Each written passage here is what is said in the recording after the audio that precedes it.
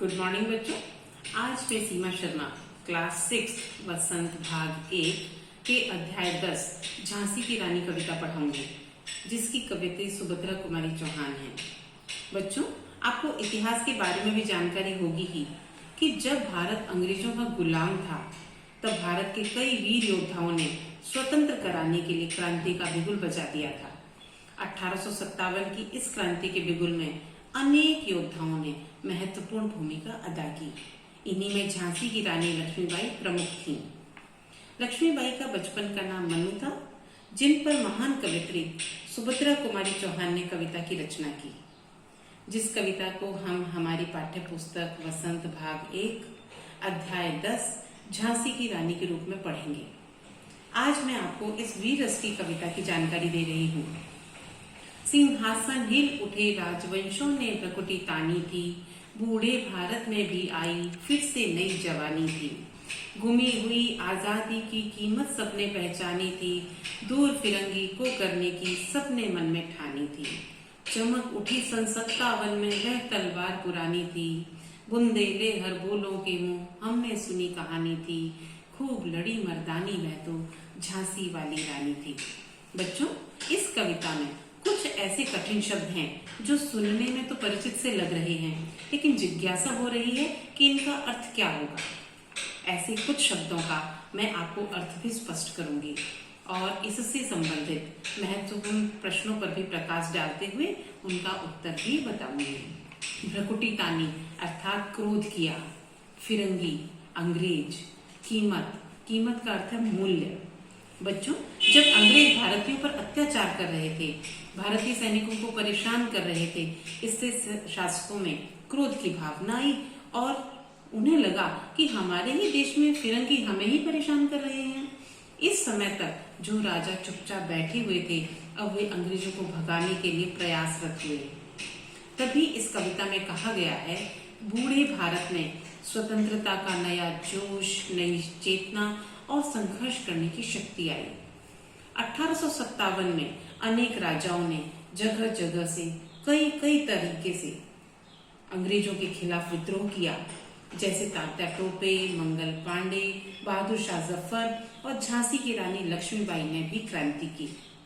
बच्चों, इसमें से यह प्रश्न भी महत्वपूर्ण है कि अंग्रेजों के विरुद्ध किन किन योद्धाओं ने क्रांति की। तो आपके सामने उत्तर है तात्या टोपे, मंगल पांडे, बहादुर शाह जफर और विशेष तौर से लक्ष्मीबाई जी। अब बच्चों, मैं आपको इसका अगला पैरा पढ़कर सुना रही हूँ। आप ध्यान से सुनिएगा, क्योंकि इसमें लक्ष्मीबाई के बचपन के जीवन के बारे में वर्णन किया गया है। इसमें भी कुछ कठिन शब्द आए हैं, जिनको पढ़ने से पहले ही मैं आपको उनका अर्थ बता रही हूँ, ताकि कविता आपको और अधिक सरल और रोचक लगे। छबीली का अर्थ है बहुत सुंदर, संतान औलाद, कृपाण तलवार, गाथाएं वीरता की कहानियां, जबानी मौखिक। तो सुनिए, कानपुर के नाना की मुंह बोली बहन छबीली थी, लक्ष्मीबाई नाम पिता की वह संतान अकेली थी।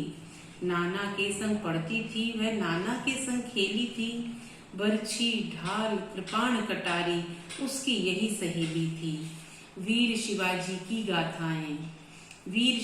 की गाथाएं उसको याद जबानी थी, बुंदेले हर बोलों के मुंह हमने सुनी कहानी थी।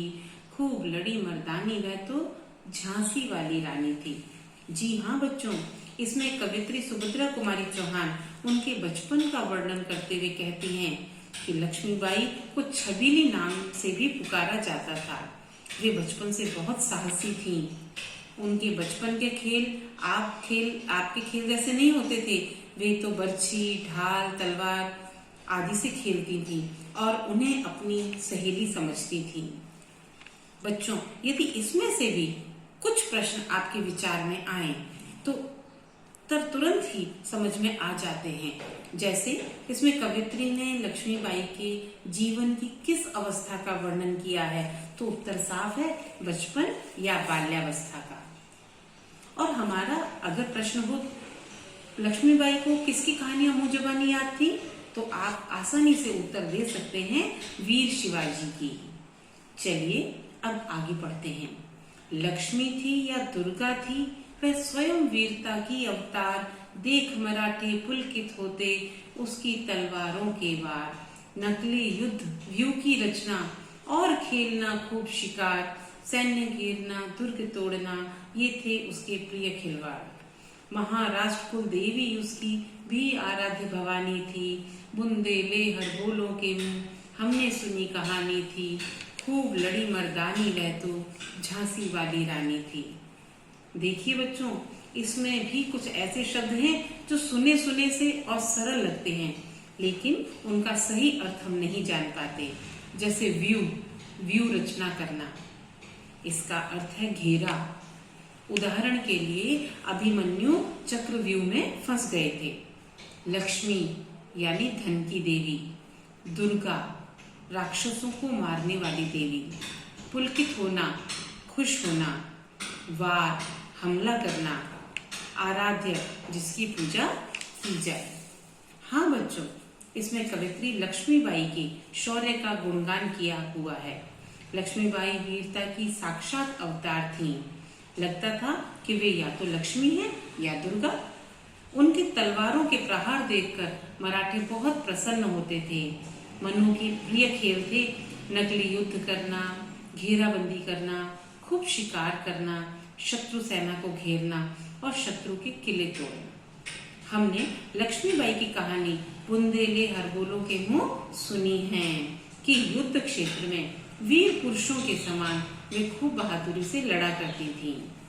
अब बच्चों, मैं आगे उनके नए जीवन अर्थात वैवाहिक जीवन के विषय में कुछ पैरा सुना रही हूँ। आप ध्यान से सुनिएगा।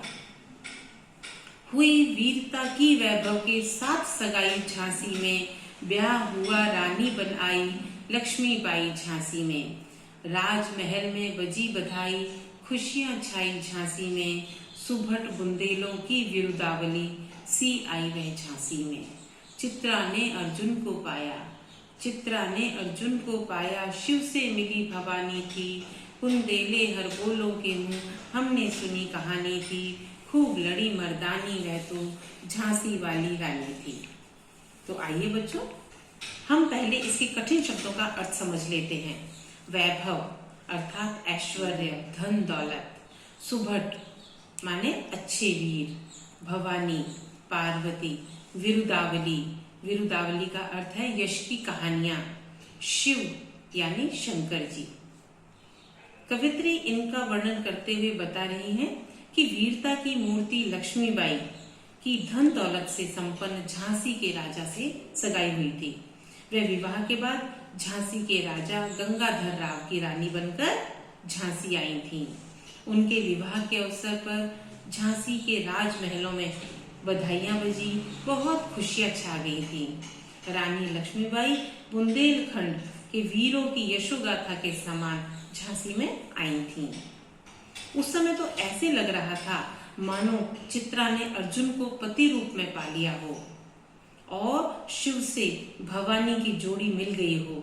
हमने बुंदेलखंड के प्रत्येक मुख से उनकी कहानी सुनी है कि रानी लक्ष्मीबाई वीर योद्धाओं के समान वीरता से लड़ी थीं। तो बच्चों, यहाँ पर भी कुछ प्रश्न उभर कर आते हैं कि लक्ष्मीबाई का विवाह किसके साथ हुआ था। तो बच्चों, इसका उत्तर है लक्ष्मीबाई का विवाह झांसी के राजा गंगाधर राव के साथ हुआ था। हुई वीरता के वैभव के साथ सगाई झांसी में। कविता की इन पंक्तियों का क्या भाव है? तो बच्चों, हम ये उत्तर बता सकते हैं, लिख सकते हैं कि लक्ष्मीबाई वीरता की मूर्ति और राजा गंगाधर राव धन दौलत के प्रतीक थे। हाँ, अब अगली पंक्तियां कुछ इस प्रकार से हैं। उदित हुआ सौभाग्य मुदित महलों में उजियाली छाई, किंतु कालगति चुपके चुपके काली घटा घेर लाई। तीर चराने वाले कर में उसे चूड़ियां कब भाई, रानी विधवा हुई हाय, विधि भी को भी दया नहीं आई। निसंतान मरे राजा जी, रानी शोक समानी थी। बुंदेले हर बोलों के मुंह, हमने सुनी कहानी थी। खूब लड़ी मर्दानी, वह तो झांसी वाली रानी थी। काल गति का अर्थ है समय का फेर। काली घटा मतलब मुसीबत आना। विधि, विधि का अर्थ है भाग्य। निसंतान, जिसके संतान न हो। शोक समानी, शोक से भर जाना। बच्चों, इन पंक्तियों में कवयित्री यह हमें बता रही है कि रानी के विवाह के बाद झांसी का सौभाग्य जगा, महलों में प्रसन्नता छा गई, खुशियां आ गई, किंतु समय की गति धीरे धीरे मुसीबतों के बादल घेर लाई। दुर्भाग्य से तीर चलाने वाले रानी के हाथों में चूड़ियां नहीं अच्छी लगीं और लक्ष्मीबाई अचानक ही विधवा हो गई, अर्थात उनके पति राजा गंगाधर राव की मृत्यु हो गई। ऐसी स्थिति में ईश्वर को भी दया नहीं आई। राजा गंगाधर राव निसंतान स्वर्गवासी हो गए। रानी शोक में डूब गईं। हमने रानी लक्ष्मीबाई की वीरता की कहानियां बुंदेलखंड के हर बोलों के मुंह से सुनी हैं कि झांसी की रानी लक्ष्मीबाई अंग्रेजों के विरुद्ध वीर योद्धाओं के समान लड़ी थीं। बच्चों, अभी तक जो भी मैंने निम्न पंक्तियां पढ़ी हैं, उनमें से जो प्रश्नोत्तर करवाए हैं, मैं उन्हें दोहरा रही हूँ और आप मन लगाकर ध्यान से सुनिए। प्रश्न पहला है, इस कविता में कवयित्री किस घटना का वर्णन कर रही हैं? उत्तर है, सन 1857 के स्वतंत्रता संग्राम में लक्ष्मीबाई के योगदान का वर्णन कर रही हैं। प्रश्न दूसरा, गुमी हुई आजादी को पाने के लिए भारतीयों ने क्या किया? तो गुमी हुई आजादी को पाने के लिए भारतीयों ने आजादी का मूल्य पहचाना और संघर्ष करना शुरू कर दिया। प्रश्न तीसरा, लक्ष्मीबाई को बाल्यावस्था में क्या क्या शौक था?